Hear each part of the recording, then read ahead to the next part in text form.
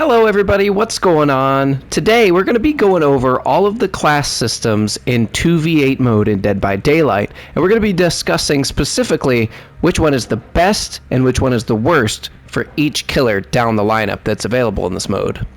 So, the four classes here are Brute, Enforcer, Fearmonger, and Shadow. They all do a variety of different things and have a few different perks built into them.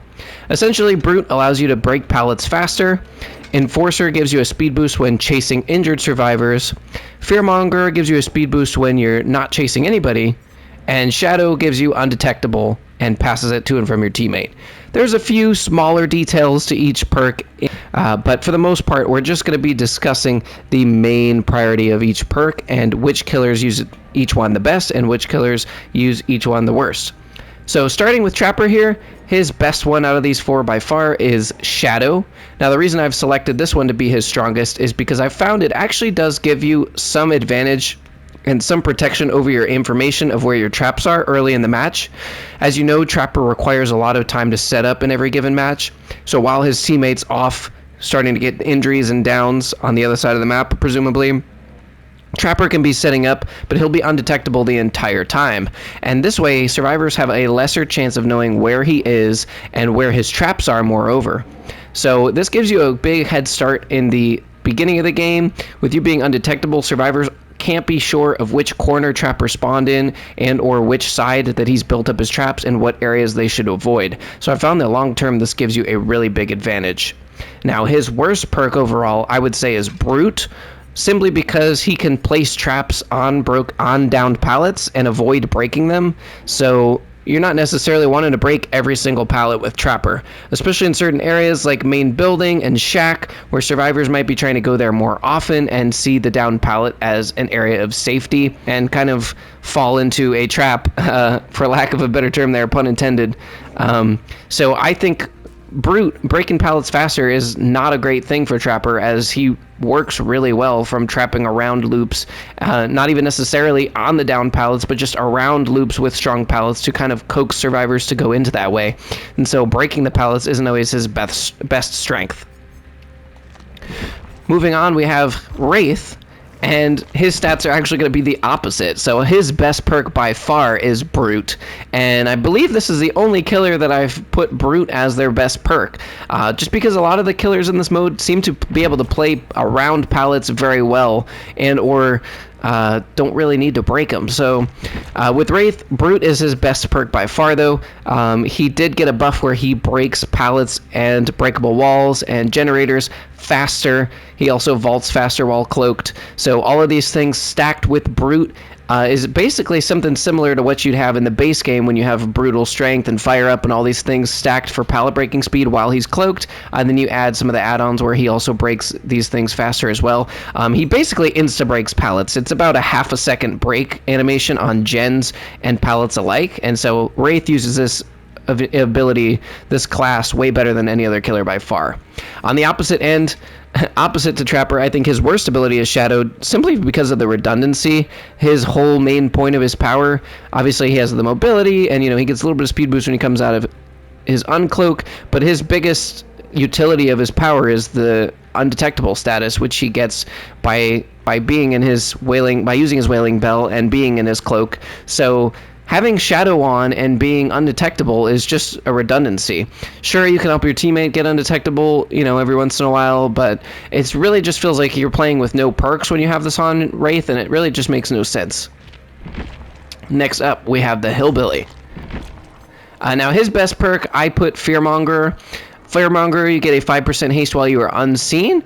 Now, this only lasts until you put a survivor in the injured state. Now, the reason I've picked this over others is because, again, he can break pallets really quickly with his chainsaw and even from far distances.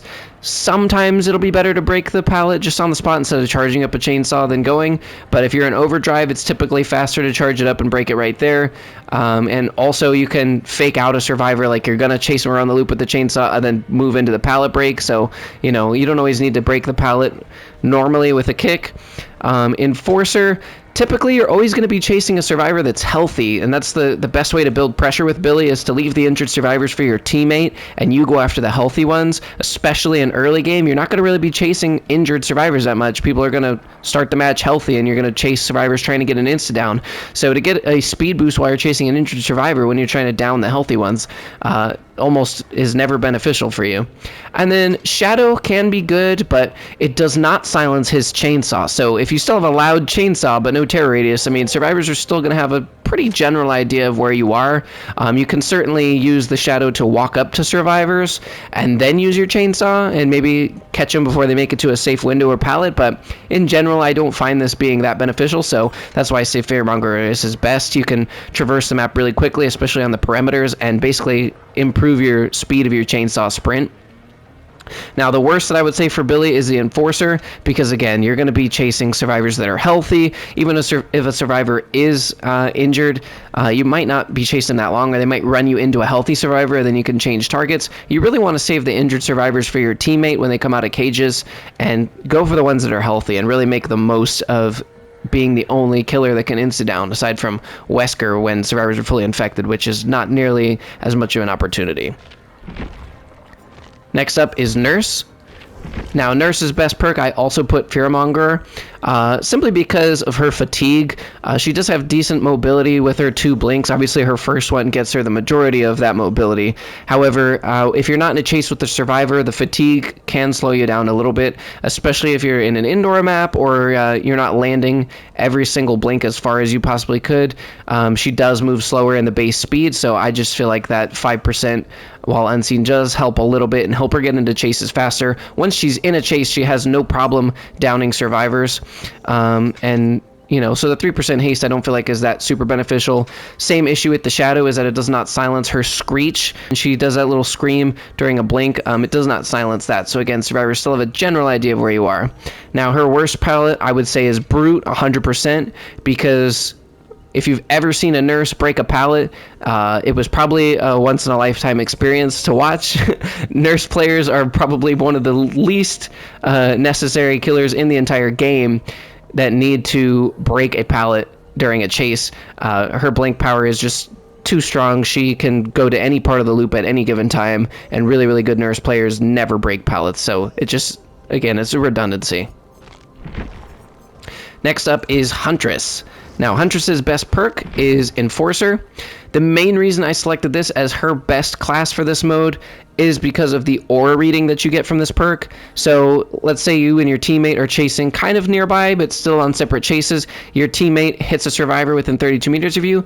You now get that survivor's aura read to you for 12 whole seconds, which is a long time. And obviously, Huntress does very, very well with aura reading perks. You can get cross maps, you can get close-up stuff, you can hit across a loop or through a doorway when survivors aren't even necessarily sure if you're onto them, and she just uses aura reading perks better than almost anyone. This second part here with the longer lunge isn't a huge deal, and it really doesn't come into play that often, but she is a tad bit slower, so if you are out of hatchets, this could come into play a little bit more for her than it would for, say, a Blight or somebody like that who doesn't necessarily need the extra chase from close up. But if she runs out of hatchets, you know, this is a second, you know, little benefit, but the main thing here is the aura reading, and the 3% haste does make up for the difference that she is slower than other killers, so I think that's her best perk. Her worst perk that I would say is Shadow, simply because her lullaby is always constant, always ongoing, that never quiets down no matter what perks or what classes you're running. And survivors, again, they always know where you're at, even more so than Billy or Nurse, where they might hear a chainsaw or hear a Nurse blinking in the distance. They know for sure, if they hear the lullaby from Huntress, that she is within a X amount of distance guaranteed in any direction. So I just don't think she uses this as well. She can still use Fearmonger pretty well. She doesn't need Brute really that much. She can still play around a lot, but I don't think it's as redundant as Shadow is. It doesn't really ever help you that much. Survivors always have a heads up. Next up is Spirit. I said her best perk is Fearmonger in my opinion, simply because of her ability here to use her Yamoko's Haunting, and whenever her haunt is active and she's phasing around, she's not seen by survivors. If you've ever played against a spirit, you know that when she's using her phase that you can't see her. You can only kind of hear the faint whisper and kind of tell generally which side of you she's on, but you can't see her. So even if you could be in a chase, but you use your phase, the duration's so long that you could actually get the speed boost back during a phase, or even use your phase to get across the map, be right next to a survivor or right on top of a survivor, still get the boost to catch up as they're maybe vaulting a window predictably or something, and then you come out and then you immediately lose it, but you're already on their tail at that point. So I think she uses that better than anybody else. Again, she has high mobility. She can still use this to get around the perimeters and still be fast when she's not in a chase, but even when she sees a survivor, she can get to them even faster, and it really does make a big difference. Now, her worst, I would say, is Enforcer. Simply because when you're chasing an injured survivor, again, when you use your power to go and down them, you technically lose chase if you're using your power for too long, or if you come out of the phase and you're not directly in sight of them, it'll end the chase as well. So she doesn't get the 3% haste that often. Most of the time you're downing a survivor from your phase attack, and so when you're not, having a visible eye on the survivor that you're chasing, you're not going to always get the benefits of this 3% haste. And same thing with the aura reading, because you might see where they're generally running to, then as soon as you go into your phase to go run over there, the aura reading turns off and you don't see anything. So I just think that she gets the least amount of value out of this compared to other classes. Next up is Legion. Now, Legion's best perk, this was a tough one because I honestly feel like Legion uses all of these pretty poorly. I don't think any of these are really toned well to Legion's power in this mode. So I had to go with Fearmonger because I feel like it's the only one that really doesn't get countered.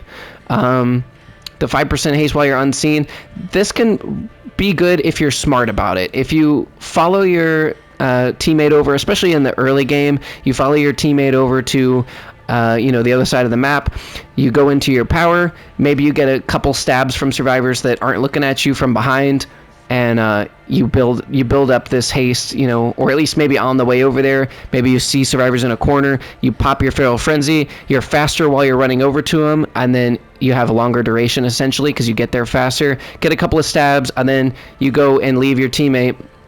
And by the time you've got those first 2-3 hits, you're already a little bit faster because you do gain a 0.2 meter per second speed boost for every slash in Feral Frenzy. So once you get those first 2 or 3, you don't really need this anymore. This can help you get to survivors faster, or get that first sneaky hit and keep that 5% until they actually turn around and look at you. But this can help you a lot in that case. All the other ones are pretty much bad. I mean, Legion can vault pallets. The biggest thing that you're really wanting to do is injure survivors, not necessarily down them. The best way you can down them is with your 9th Feral Slash. So you're not really want to spend a lot of time following survivors around, breaking pallets, because you're not very good at it, but essentially have no power after your Feral Frenzy. So Brute's not very good. Enforcer's not great because, again, you're not really wanting to chase the survivors that are injured. You want to go around with your Feral Slash and keep survivors injured. So the 3% haste doesn't really mean anything if you're going around injuring people who are already injured. And Shadow is the worst perk by far on Legion, because if you have the Shadow effect on and you are undetectable, then you get no killer instinct for your Feral Frenzy. You hit a survivor, you could have 6 survivors right around the corner, and you will get 0 killer instinct, no inclination of where survivors are, because Feral Frenzy only tells you where survivors in your terror radius are. So Legion just does not work with the undetectable status effect. It basically counters your own power. Next up here is Slinger. Slinger's best perk, I said, is Shadow, just because he doesn't have a lot of mobility, but he does have a lot of range. So if you know where survivors are, you can sneak up on a group and they won't know where you are, and they won't really dodge your shot if they're not paying much attention. So essentially this gives you a free first shot, and even if survivors body block and take hits for each other, you're pretty much guaranteed an injury from a long distance, and that's one of the things that Slinger is the best at. Now, alternatively, the worst perk that I said for Slinger was Brute, just because, again, he can play around most pallets, or at the very least, shoot him, and even if he can't walk around and get the hit for the down, he can hold him hostage for his teammate to get him. So this doesn't come into play very often where he needs to break the pallet, and he also, he gets better value out of Fearmonger and Enforcer than he does with Brute. So that's why I said that's his least. Now next up is Blight. Now Blight's best perk I would also say is Shadow. Blight honestly can use all of these pretty well. But I would say his weakest is Brute, just simply because he can break pallets with his power. He's one of the half or so that can break pallets with his power and only use 2 out of his 5 stacks of his lethal rush to break a pallet and still catch up to a survivor pretty quick, recharge, and get right back on him with a rush. So I just think that he uses this the least. All of these are pretty good, but with Shadow, he can rush, and he's not super loud when he's actually in his rush, except for the first little screech he does. He can cover a long distance before he has to bang off of a wall and screech again. So he can still get the break on survivors and get the jump on them most of the time.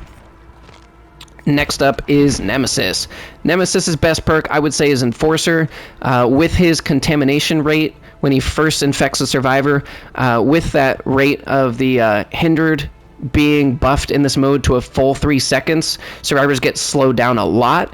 And then if that happens to be, while they're already injured, say you sneak up on them, you get the injury, then you infect them with the tentacle.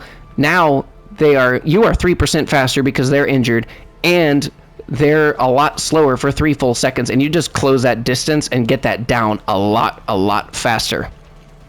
Now his worst, I would also have to say, is Brute, simply because Nemesis is the absolute best pallet breaker in the game. He can break pallets from 6 meters away in tier 3, and he can break them in less than the time it takes to break it manually anyways, and he can keep moving and walking through doors and pallets while he's breaking them. So he's the best pallet breaker in the game, so Brute is just the ultimate redundancy for him. He cannot get any use out of it at all.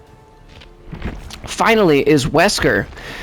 Now Wesker's best perk I would also say is Enforcer, simply because Wesker can dominate groups of survivors and get lots of injuries. He can injure multiple survivors at once with his with his dash here, his Virulent Bound. He can injure multiple survivors at once by throwing a survivor into another. He can also vault pallets with his power and do all sorts of things, and if he catches a group of survivors, he can focus on multiple at once, close distances quickly, and keep getting survivors injured, and close the deal. So having that 3% haste is a big deal. He can also catch up to survivors really quickly with the aura read, and I just think he utilizes this the best. He can use Shadow well. He can also use Fearmonger well. He's pretty well rounded. He can use Brute well as well, but he doesn't really need it as much because again, he can vault the pallets. So I would say his worst overall, though, is the Fearmonger, simply because this only works when you're unseen, and since he can get injuries really quickly and down survivors really quickly and chase quickly in general, punish large groups, you just don't see the value out of this as much as someone else. And I think, in fact, this is the only killer that I put Fearmonger was the worst. It's a pretty well-rounded class, in my opinion. Other than giving your teammate the 10% haste, that's about the only benefit that a Wesker player would see from this, because you're going to be constantly downing and injuring survivors. So, that's my list.